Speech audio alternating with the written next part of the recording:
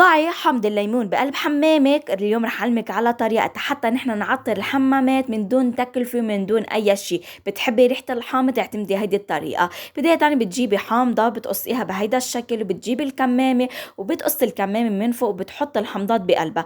هلا هون نحن وين رح نحطها؟ رح نحطها بقلب السيفون. هون نحن كل ما نكبس السيفون رح تطلع ريحة الحامض كتير حلوة، وهيدي منغيرها ما يقارب كل جمعة جمعة ونص. اعتمديها وبعتيها لغيرك.